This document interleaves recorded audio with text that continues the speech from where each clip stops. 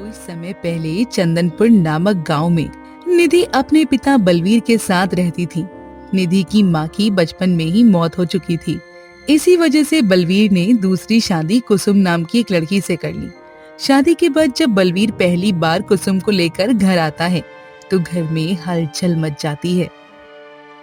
अरे निधि बेटी, कहाँ हो? जल्दी आओ। यह देखो, मैं तुम्हारी नई माँ को लेकर आया हूँ। इतने में ही अंदर से निधि भागते हुए आती है। जैसे ही वो अपनी नई माँ को देखती है, खुशी से झूम उठती है। क्या सच में पिताजी, आपने मेरे लिए माँ ला दी? हाँ, तुम ही तो कहती थी ना कि तुम्हें माँ चाहिए ताकि तुम्हें माँ का प्यार मिल सके। क्योंकि सबके पास माँ है और तुम्हारे पास माँ नहीं थी। आज देखो, तुम्हारी वजह से मैंने दूसरी शादी भी कर ली। अब तो खुश हो ना? हाँ पिताजी, मैं बहुत खुश हूँ। माँ, मैं आपका बहुत बेसब्री से इंतजार कर रही थी। अब हम दोनों एक अच्छी सहेली बनकर रहेंगी। हाँ, क्यों नहीं? बलवीर दोनों को देखकर मुस्कुरा देता है। देखो, तुम लोग थोड़ी बातें करो, मुझे जंगल से थोड़ा काम है। मैं अभी आता हूँ। घर में जलावन भी खत्म हो गया है। जी, आज ही तो हमारी शादी हुई है। आज ही जंगल जाना जरूरी है क्या? आप कल चले जाना ना। अरे नहीं नहीं भाग्यवान, अगर आज नहीं गया तो कल मुझे जमींदार के यहाँ काम पर जाना है। इसलिए मुझे आज ही जंगल जाना होगा। बलवीर वहां से निकल पड़ता है और घने जंगल की ओर चला जाता है। कुछ दूर जाने के बाद अचानक झाड़ियों से एक बड़ा सा सांप निकलता है और बलवीर को डस लेता है। अरे यह क्या? यह तो सांप ने मुझे काट लिया है। हे भगवान, अब मैं क्या करूं? मुझे जल्दी से गांव की तरफ जाना होगा। फिर बलवीर घबराए हुए हालत में भागता हुआ घर की ओर आता है। दरवाजे तक पहुंचते ही वो जमीन पर गिर पड़ता है और उसका शरीर नीला पड़ने लगता है। ये देखकर कुसुम और निधि दोनों घबराकर बाहर दौड़ती हैं। क्या हुआ जी? उठिए ना, आप कुछ बोल क्यों नहीं रहे हैं? पिताजी, क्या हुआ? आपको उठिए ना पिताजी। दोनों फूट फूट कर रोने लगती हैं। तभी गांव वाले इकट्ठा हो जाते हैं। अरे ये क्या? ये तो बलवीर को सांप ने काट लिया है। देखो, यहाँ सांप के निशान हैं और पूरा शरीर भी नीला पड़ गया है। लगता है बेचारा अब इस दुनिया में नहीं रहा। हे भगवान! हाँ, ठीक कहता है। हमारे जंगल में तो वैसे ही बहुत सारे विषैले सांप हो गए हैं। अरे बेचारे ने आज ही शादी की थी और आज ही इसकी मृत्यु हो गई। नहीं, ऐसा नहीं हो सकता। आप मुझे छोड़कर नहीं जा सकते। जी उठिए ना, भगवान के लिए उठ जाइए। कुसुम फूट फूट कर रोने लगती हैं। गांव वाले आपस में तरह तरह की बातें करने लगते हैं। अरे मुझे तो लगता है इसकी पत्नी का ही अपशगुन है। पहली पत्नी तो मर ही गई थी और आज ही दूसरी शादी करके आया और आज ही इसकी मौत हो गई। जरूर कुसुम का ही अपशगुन है। गांव वाले ताना देते हुए वहां से चले जाते हैं। माँ, अब रोने से क्या होगा? पिताजी हमें छोड़कर चले गए। हमें उनका अंतिम संस्कार करना होगा। कुसुम कुछ नहीं बोलती। निधि खुद जमीन खोदकर अपने पिता को दफना देती है और फिर घर लौट आती है। उस रात निधि और कुसुम दोनों बिना कुछ खाए ही सो जाते हैं। अगली सुबह निधि अपने मन में सोचती है, नहीं, कुछ भी हो जाए, पिताजी ने मेरी खुशी के लिए दूसरी शादी की थी। पिताजी इस दुनिया से चले गए, लेकिन कैसे भी हो, ये मेरी माँ है और इन्हें माँ का दर्जा दूंगी और इन्हें उनका पूरा हक दूंगी। इतना सोचकर निधि कुसुम के पास जाती है। माँ, पिताजी ने चाहे जैसे भी शादी की हो, लेकिन आप मेरी माँ हो। मैं आपको माँ का दर्जा दूंगी और हम दोनों इस घर में माँ बेटी बनकर रहेंगे। आप आराम करिए, तब तक मैं खाने का इंतजाम करके आती हूँ। फिर निधि घर से निकल जाती है। तभी कुसुम अकेली बैठी अपनी किस्मत को कोसने लगती है। हे भगवान, ये क्या हो गया? 30 साल तक कुंवारी रही, फिर बड़ी मुश्किल से 17 साल की लड़की के पिता से शादी हुई और शादी के अगले ही दिन मेरे पति मर गए। अब मैं क्या करूं? ना मायके जा सकती हूँ और ना गांव छोड़ सकती हूँ। मुझे यही रहना होगा। समय धीरे धीरे बीतने लगता है। कुछ दिनों में निधि और कुसुम के बीच का रिश्ता संभलने लगता है। एक दिन निधि घने जंगल की ओर निकल पड़ती है। कितने दिन हो गए मैं आरव से नहीं मिली हूँ। पता नहीं आज कितना गुस्सा करेगा वो मुझे। निधि तालाब के किनारे पहुंचती है, जहां पहले से ही आरव बैठा होता है। निधि, तुम इतने दिनों से कहाँ थी? मैं रोज यहाँ आता हूँ तुमसे मिलने के लिए, और तुम आती ही नहीं हो। तुम तो जानते हो ना, मेरी माँ की शादी हुई थी और उसी दिन मेरे पिताजी की मृत्यु हो गई। घर की जिम्मेदारी में फंस गई थी, लेकिन अब चिंता मत करो, मैं रोज आती रहूंगी। अब हम और कितना इंतजार करेंगे? मैं तुमसे बहुत प्रेम करता हूँ और अब इंतजार नहीं कर सकता। देखो, अभी मेरे पिताजी की मृत्यु हुई है। मैं अभी शादी की बात भी नहीं सोच सकती, इसलिए हमें थोड़ा और वक्त देना होगा।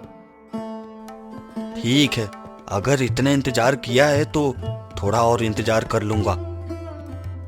फिर दोनों तालाब के किनारे बैठकर प्यारी भरी बातें करने लगते हैं। निधि आरव से घंटों बातें करने के बाद वहां से चली जाती है। आरव वहीं खड़ा उसे जाते हुए देखता रहता है और उसके मन में एक योजना बनने लगती है। निधि शादी के लिए हाँ नहीं करेगी। मुझे किसी भी तरह उसकी माँ को मनाना होगा। अगर उसकी माँ मान गई तब तो हमारी शादी हो ही जाएगी। फिर आरव मुस्कुरा देता है। अगले दिन सुबह होते ही वो निधि के घर पहुंच जाता है। तभी आंगन में कुसुम बैठी रहती है। दूर खड़ा आरव कुसुम को देखकर मुस्कुराने लगता है। चलो, यही निधि की माँ है। अब जल्दी से इसे अपनी मीठी मीठी बातों में फंसाना होगा, ताकि मेरा और निधि का रास्ता साफ हो सके। उधर दूर से कुसुम भी आरव को मुस्कुराते हुए देख लेती है। अरे, ये लड़का कितना खूबसूरत है और ये मुझे देखकर इतना मुस्कुरा क्यों रहा है? कहीं ये मुझे पसंद तो नहीं करने लगा है? नहीं नहीं, ये कैसे हो सकता है? इस गांव में सब जानते हैं कि मैं विधवा हूँ, भला मुझे क्यों कोई पसंद करेगा? इतना सोचकर कुसुम फिर अपने कामों में लग जाती है। तभी आरव उसके सामने आकर खड़ा हो जाता है। कुसुम के मन में हलचल हो जाती है। अरे, ये तो मेरे पास ही आ गया। लगता है ये मुझसे प्रेम करने लगा है। आप कैसी हैं? मैं कब से आपसे मिलने की कोशिश कर रहा था, लेकिन सोचता था कि आप मुझसे बात भी करेंगी या नहीं। तो तुम कौन हो और मुझसे क्यों बातें करना चाहते हो? मैं बस ऐसे ही आपको हर वक्त उदास देखता था।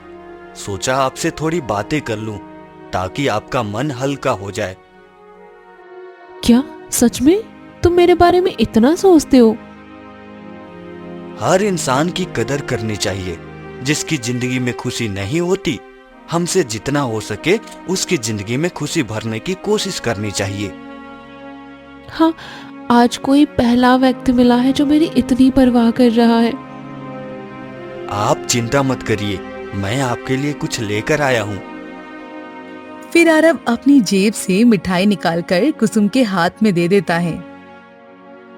अरे, ये मिठाई तुम कहाँ से लाए हो? आपके लिए ही लाया था, ताकि आप इसे खा सके। अब मैं चलता हूँ, फिर कल आऊंगा। फिर आरव वहां से चला जाता है। फिर कुसुम मिठाई को हाथ में लिए उसे जाते हुए देखती रहती है। ये तो सच में मुझसे प्रेम करने लगा है और उसने मुझे मिठाई भी दी। लगता है मेरी बेरंग जिंदगी में अब रंग भर जाएगा। मैं उस पल का बेसब्री से इंतजार करूंगी जब ये अपने दिल की बात मुझसे कहेगा।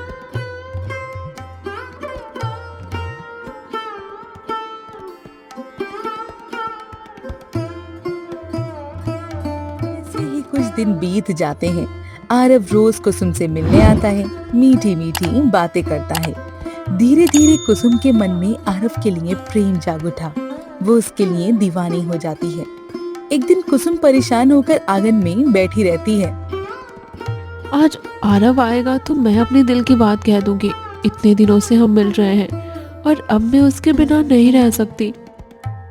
वो हल्की मुस्कान के साथ उसका इंतजार करने लगती है। वहीं दूसरी तरफ निधि तालाब के किनारे पहुंचती है। वहां आरव पहले ही मुस्कुराता हुआ बैठा रहता है। क्या बात है, आज तुम बहुत खुश दिख रहे हो। निधि, तुम्हें नहीं पता, मैंने तुम्हारी माँ से अच्छी दोस्ती कर ली है। अब हमारे रिश्ते की बात होगी तो वह तुरंत मान जाएगी। क्या सच में? हाँ, कम से कम 2 महीने से मैं तुम्हारी माँ का ख्याल रख रहा हूँ। अब मुझे अपना दामाद बनाने में उन्हें कोई आपत्ति नहीं होगी। तब तो ठीक है, चलो आज ही हम अपने रिश्ते की बात कर लेते हैं। फिर निधि आरव को लेकर घर आ जाती है और कुसुम के सामने खड़ी हो जाती है। कुसुम दोनों को एक साथ देखकर चौंक जाती है। ये आरव निधि के साथ क्या कर रहा है? माँ, मैं आपसे एक बात कहना चाहती हूँ।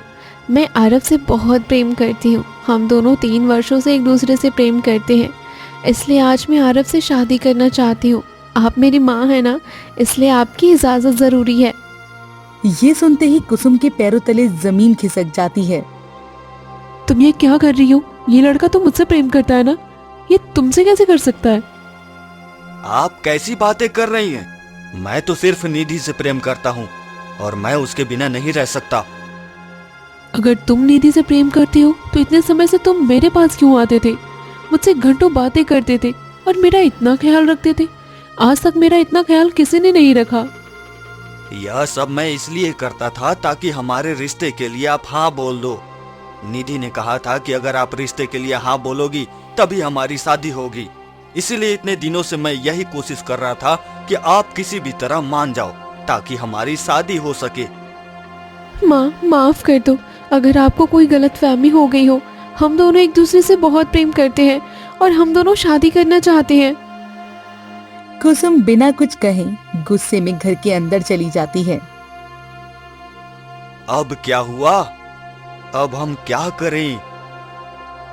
तुम एक काम करो, अभी यहाँ से चले जाओ। जब माँ का मन शांत होगा तब मैं उनसे खुद ही बात करूंगी। उन्हें गलतफहमी हो गई है कि तुम उनसे प्रेम करते हो। इसमें मेरी कोई गलती नहीं है। मैंने यह सब सिर्फ तुम्हारे लिए किया था। ठीक है, तुम जाओ। आरव परेशान होकर वहां से चला जाता है। निधि घर के अंदर चली जाती है। माँ, आप कुछ बोल क्यों नहीं रही हैं? आखिर आपको क्या हो गया?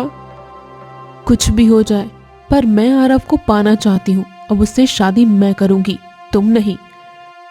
माँ, ये आप कैसी बातें कर रही हो? हम दोनों 3 वर्षों से एक दूसरे से बहुत प्रेम करते हैं और एक दूसरे के बिना नहीं रह सकते। ऐसा मत करो माँ, भगवान के लिए मत करो। अब तुम ध्यान से सुनो, तुम्हें चुनना होगा माँ या तुम्हारा प्रेम। दोनों में से किसी एक को चुनना पड़ेगा। माँ, मैंने बचपन से अपनी माँ को खो दिया था।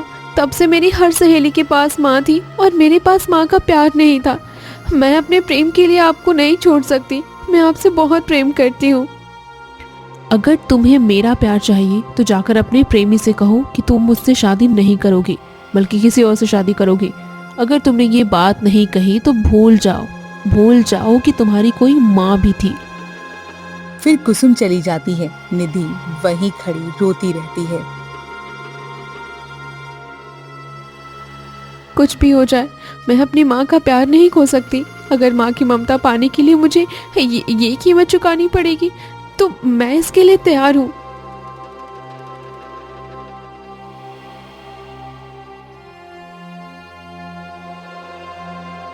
ऐसे ही 2-3 दिन बीत जाते हैं। एक दिन निधि परेशान होकर घने जंगल की ओर चली जाती है। वहाँ आरव पहले से ही घबराया हुआ खड़ा हुआ था। आरव, तुम मुझे भूल जाओ। मैं तुमसे शादी नहीं कर सकती। मेरी शादी किसी और से तय हो गई है, जमींदार के बेटे वरुण से, और मैं उसी से शादी करूंगी। यह तुम कैसी बातें कर रही हो निधि? हम दोनों पूरे 3 वर्षों से एक दूसरे से इतना प्रेम करते हैं। तुम मुझे छोड़कर जमींदार के बेटे से शादी नहीं कर सकती। बस बहुत हो गया। तुम जैसे भिखारी से कौन शादी करने वाला है? अरे वो पैसे वाला है, उससे शादी करूंगी तो पूरी जिंदगी महारानी बनकर रहूंगी। इसलिए अब तुम चले जाओ यहाँ से। मैं तुम्हारे बिना मर जाऊंगा निधि, ऐसा मत करो। मेरे प्यार को यूं छोड़कर मत जाओ, भगवान के लिए। फिर निधि गुस्से में वहां से तालाब के किनारे आ जाती है और वहां बैठकर फूट फूट कर रोने लगती है।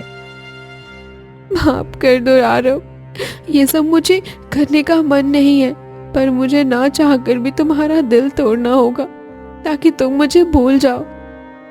फिर निधि फूट फूट कर रोने लगती है। वहीं दूसरी तरफ आरव जंगल में अकेला बैठा हुआ था।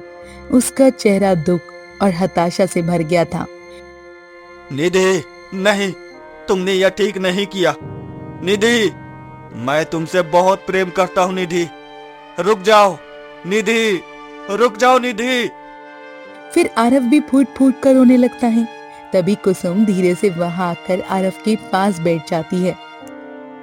आप यहाँ क्या कर रही हैं? आप यहाँ से चली जाइए। मेरी बेटी तुम्हारी कदर नहीं कर रही, लेकिन मुझे तुम्हारी कदर है। उसकी नजर में तुम्हारे प्रेम की कोई कीमत नहीं है।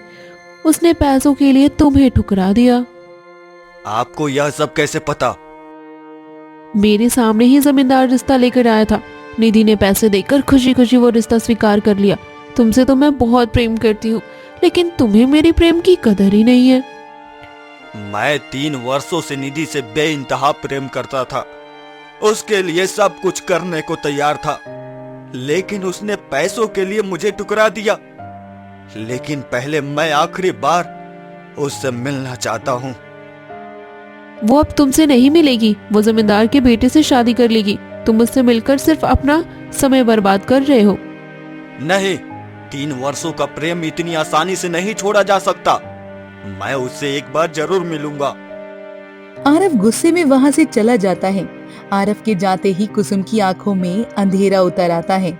नहीं, अब मुझे अपने रास्ते से निधि को हटाना ही पड़ेगा। अगर वो बीच में रही तो मैं आरव को कभी हासिल नहीं कर पाऊंगी। उसे पाने के लिए मुझे निधि को जान से मारना ही पड़ेगा। इतना सोचकर कुसुम घबराई हुई घर की ओर जाती है। घर में निधि पहले से बैठी हुई होती है। माँ, जैसा आपने कहा था, मैंने आरव का दिल तोड़ दिया। अब वो मुझे भूल जाएगा। आप मुझसे नाराज मत होना।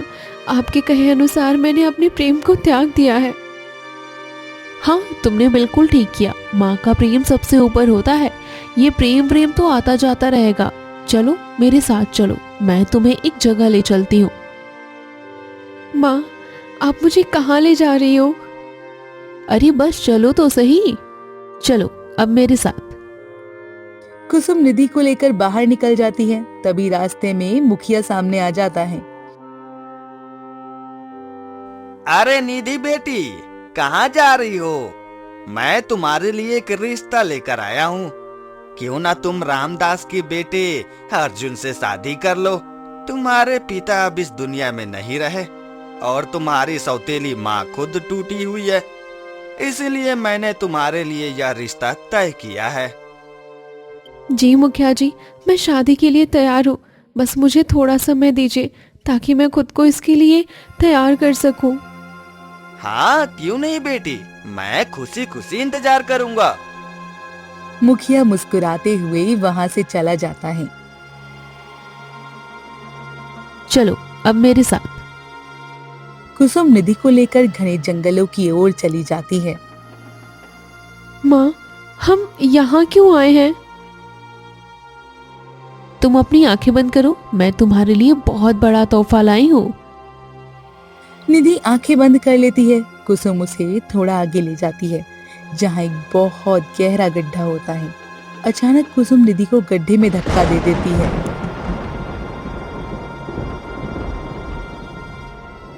ये आपने क्या किया माँ? आप मुझे इस गड्ढे में क्यों धक्का दिया? मुझे यहाँ से बाहर निकालो, मुझे बहुत डर लग रहा है। अब तुम बाहर नहीं निकल पाओगे, तुम यहीं मर जाओगी ताकि तुम हमारे बीच से हट जाओ। जब तक तुम जिंदा हो आरव मुझे कभी नहीं अपनाएगा। तेरे मरने के बाद उसके पास और कोई रास्ता ही नहीं बचेगा। ऐसा मत करो माँ, भगवान के लिए। आपके कहने पर मैंने सब कुछ किया, मुझे यहाँ से बाहर निकालो। निधि फूट फूट कर रोने लगती है। ये गड्ढा इतना गहरा है कि तुम बिना किसी की मदद के बाहर नहीं आ सकती। थोड़ी देर में शाम हो जाएगी और शाम को होते ही जंगल में शेर, भालू और भेड़िए निकलते हैं। वे तुम्हें जिंदा खा जाएंगे और किसी को कुछ पता भी नहीं चलेगा। निधि रोती चिल्लाती रह जाती है और कुसुम वहां से चली जाती है। कुसुम जैसे ही घर पहुंचती है तभी वहां आरव आ जाता है। निधि कहाँ है? मुझे निधि से मिलना है। अरे तुम्हें बताया नहीं? मैंने कहा था ना कि तुम शाम को आने वाले हो। तो वो जमींदार की हवेली चली गई। नहीं, वो मेरे साथ ऐसा नहीं कर सकती है। मैंने सोचा कि शायद हम फिर से बात करेंगे तो हमारा रिश्ता बन जाएगा, लेकिन वो जमींदार के बेटे से मिलने चली गई। इसलिए कह रही हूँ कि तुम मेरी कदर करो। जो तुम्हारी कदर नहीं करता उसके पीछे नहीं जाना चाहिए। जो लड़की मेरे लिए साथ मरने और जीने का वादा किया था, वह आज मुझसे इतनी नफरत कैसे कर सकती है? आरव रोते हुए वहां से चला जाता है। तभी कुसुम मुस्कुराने लगती है। चलो मेरा काम हो गया, अब बस रात होने का इंतजार है। रात होते ही निधि हमेशा के लिए रास्ते से हट जाएगी और किसी को मुझ पर शक भी नहीं होगा। कुसुम मुस्कुराते हुए झोपड़ी के अंदर चली जाती है। उधर आरव परेशान हालत में आगे बढ़ रहा होता है। तभी मुखिया उसे देख लेता है। अरे बेटा, तुम इस वक्त इधर कहाँ जा रहे हो और उदास भी दिख रहे हो? सब ठीक तो है ना? कुछ नहीं मुखिया जी, मैं निधि से मिलने गया था, लेकिन निधि घर पर थी ही नहीं। शायद वह अपने होने वाले पति जमींदार के बेटे से मिलने गई है। अरे उसे तो मैं उसकी सौतेली माँ के साथ घने जंगलों की तरफ जाते हुए देख रहा था। क्या जंगलों की तरफ? हाँ, मैंने खुद देखा था और उसने तो मुझसे बात भी किया था। लेकिन उसकी सौतेली माँ ने तो मुझसे कहा था कि निधि जमींदार के बेटे से मिलने गई है, जहां उसका रिश्ता तय हुआ है। अरे ये तुम कैसी बातें कर रहे हो? अरे नहीं नहीं नहीं, उसका कहीं किसी से रिश्ता तय नहीं हुआ है। उसका रिश्ता तो मैं खुद रामदास के बेटे के लिए लेकर गया था, लेकिन निधि ने कहा कि उसे कुछ दिनों का समय चाहिए। मुखिया वहां से ही चला जाता है। ओ, कुछ तो जरूर गड़बड़ है जो मेरी नजरों से दूर है। उसकी सौतेली माँ ने जरूर निधि के साथ कुछ किया है। मुझे पता लगाना होगा। हाँ। फिर आरव वापस झोपड़ी की तरफ बढ़ता है। तभी झोपड़ी के अंदर से जोर जोर से हंसने की आवाजें आने लगती हैं। इस झोपड़ी के अंदर इतनी जोर जोर से हंसने की आवाज क्यों आ रही है? मुझे जाकर देखना चाहिए। आरव झोपड़ी के बाहर खड़ा होकर बातें सुनने लगता है। तुम तो मुझसे शादी करके चले गए, लेकिन अब मैं तुम्हारी बेटी की खुशियां छीनकर तुम्हारी कमी पूरी करूंगी। उसके प्रेमी को अपना बना लूंगी। फिर मैं एक अच्छी जिंदगी जीऊंगी, क्योंकि मैं उससे प्रेम करती हूँ और उसे किसी भी कीमत पर हासिल करके ही रहूंगी। अब बस कुछ ही घंटों में रात हो जाएगी और निधि हमेशा हमेशा के लिए मर जाएगी। ये बातें सुनते ही बाहर खड़े आरव के पैरों तले जमीन खिसक जाती है। यह क्या? यानी इन्होंने निधि को मारने के लिए घने जंगलों में छोड़ दिया है। मुझे जल्दी से वहां जाना होगा। निधि को बचाकर लाना ही होगा। मैं उसे कुछ नहीं होने दूंगा। आरव भागते हुए घने जंगलों की तरफ चला जाता है। निधि, कहाँ हो तुम? मेरी आवाज सुनो निधि। कोई जवाब नहीं आता। आरव और अंदर घने जंगलों की तरफ बढ़ता जाता है और लगातार आवाज लगाता रहता है। बचाओ बचाओ, कोई है? इस गड्ढे से बाहर निकालो। अरे यह तो निधि की आवाज है और यह इसी दिशा से आ रही है। हाँ। आरव उसी दिशा में दौड़ता है। वो देखता है कि निधि एक गड्ढे में जख्मी हालत में पड़ी हुई है। आरव, मुझे यहाँ से बाहर निकालो। मैं तुम्हें बाहर निकालूंगा, लेकिन पहले सच बताओ, जो तुमने मुझसे कहा था क्या वो सब झूठ था? नहीं, कुछ भी नहीं, सब कुछ झूठ था। अगर तुमने अभी सच नहीं बताया तो मैं यहीं तुम्हारे सामने अपनी जान दे दूंगा। नहीं, ऐसा मत करो, मैं सच बताती हूँ। मैंने जो कुछ भी तुमसे कहा था वो सब झूठ था। मेरी सौतेली माँ तुमसे शादी करना चाहती थी, और अगर मैं तुम्हें छोड़ती नहीं तो वो मुझे कभी माँ का प्यार नहीं देती। लेकिन आज उसी ने मुझे जान से मारने की कोशिश की। मैं सब सुन चुका हूँ, तुम्हारी माँ की सारी बातें। अब रुको, मैं तुम्हें बाहर निकालता हूँ। आरव रस्सी की मदद से निधि को गड्ढे से बाहर निकाल लेता है। अब बहुत हो गया, तुम्हारी माँ ने अपराध किया है और इसकी सजा उसे जरूर मिलेगी। आरव निधि को लेकर झोपड़ी की तरफ लौट आता है। कुसुम जैसे ही निधि को देखती है, उसके पैरों तले जमीन खिसक जाती है।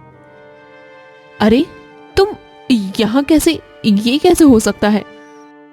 मुझे आपकी सारी सच्चाई पता चल चुकी है। आपने अपनी ही बेटी को मारने की कोशिश की है। अब चलिए, इसका फैसला महाराज ही करेंगे। नहीं, मैं कहीं नहीं जाऊंगी। फिर आरव कुसुम को पकड़कर राजमहल की तरफ ले जाता है।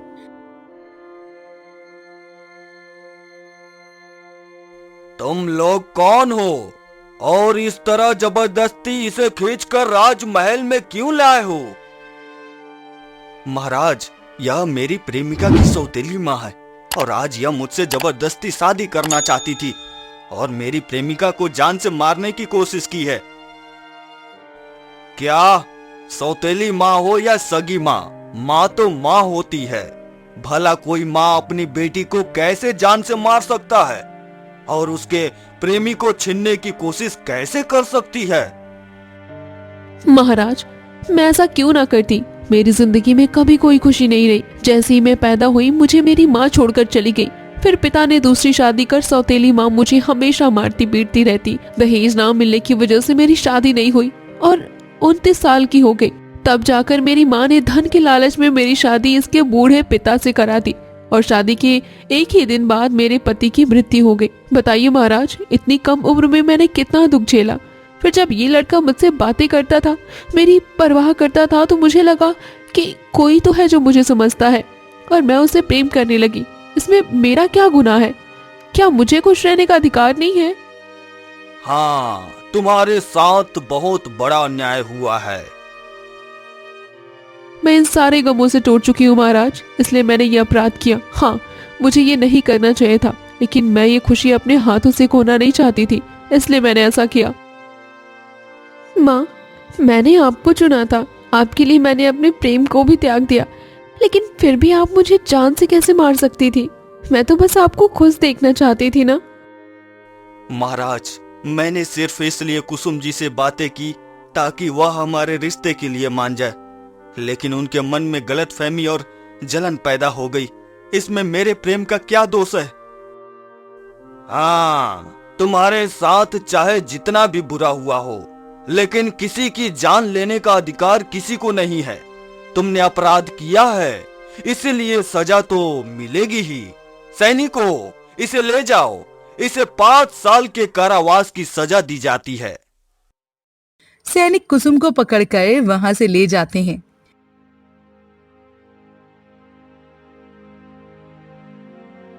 चलो निधि, अब हम घर चलते हैं।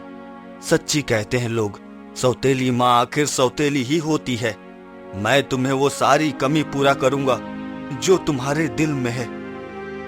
लेकिन महाराज, ये वो मेरी माँ है और मुझे उनके पास जाना है। वह तुम्हारी सौतेली माँ थी, फिर भी तुम मुझसे इतना प्रेम करती थी। उसने तुम्हें जान से मारने की कोशिश की है, इसलिए उसे उसकी सजा मिलनी ही चाहिए। निधि रोते हुए आरव के साथ राजमहल से बाहर चली जाती है। कुछ समय बाद आरव और निधि शादी कर लेते हैं और अपना जीवन बिताने लगते हैं।